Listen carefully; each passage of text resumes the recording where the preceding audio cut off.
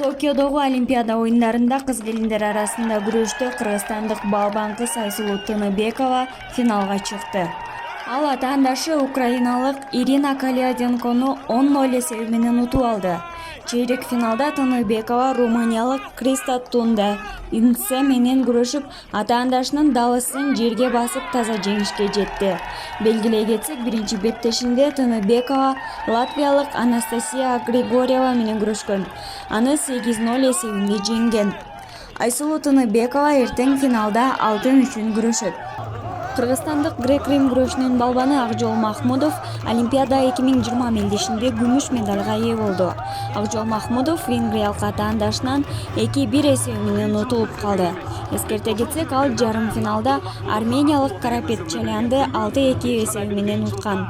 Биринчи кармашында ал тунистик балбан Ламджеп Мафини 11-0 эсебинде беттештин биринчи бөлүгүндө эле уткан. Андан кийин азербайжандык Рафик Хусейновду 9-1 эсебинде мөөнөтүнөн мурда жеңген. Кечээ 2-августта УКМКда сурактан кийин Аскар Акаев журналисттердин суроолоруна жооп берүү үчүн барган. Токтайым Үмүталиева чуркап келип, аны кучактайм деп аракет кылган. Бирок мурдагы президент аны токтотуп койгон. Ал аны менен сүрөткө түшүү үчүн журналисттерди чогултууга да аракет кылган. Бул окуя социалдык тармактарда кызуу талкууну жаратты. Укук коргоочу өзүнүн кылыгын толкундануу менен түшүндүрдү. Ал азыр анын оппоненттери каралууга аракет кылып жатат деп эсептейт.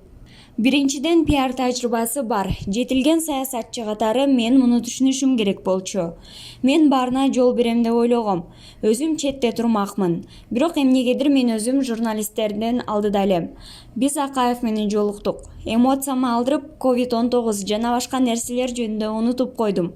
Албетте, бул менин катачылыгым. Ал мени кече тааныган жок. Менимче, мен абдан сулуу болуп кетсем керек. Кыязы ал кандайдыр бир журналист кучактаганга аракет кылып жатат деп ойлосо керек. Ал интервью берип бүткөндө мени тааныды, кучактады. Көрсө, ал өз адамдарына менин кичинекей болуп калганымды айткан экен. Мен мурда толугураак болчумун. Эсиңизде болсо, азыр 20 килограммга арыктадым. Ал мени чындап тааныган жок, деди Токтайым Үмүталиева.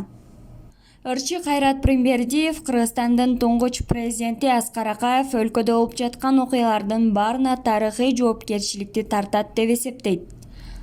Бардык башталыштардын башталышы.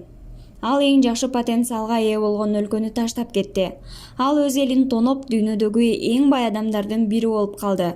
Бирок эч нерсе болбогондой жылмайт жана эл аны жакшы көрөрүнө толук ишенет.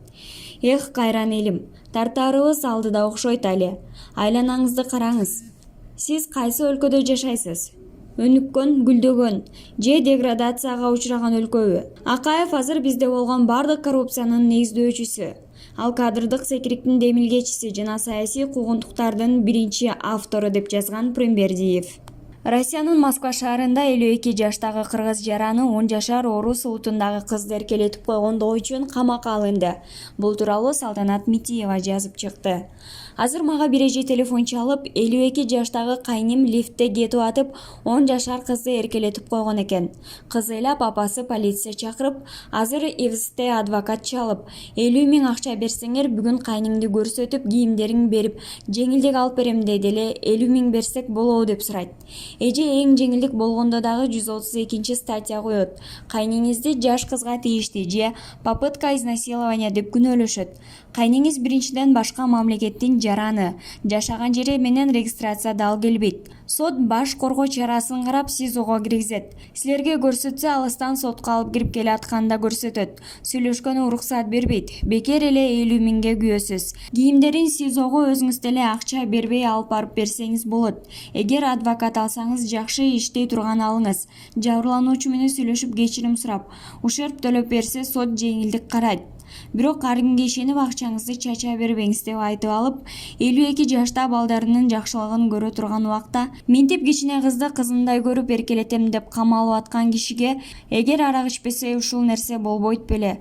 Уф, аракты ким чыгарды экен деп арак чыгарган адамга наалат айтып отуруп калдым.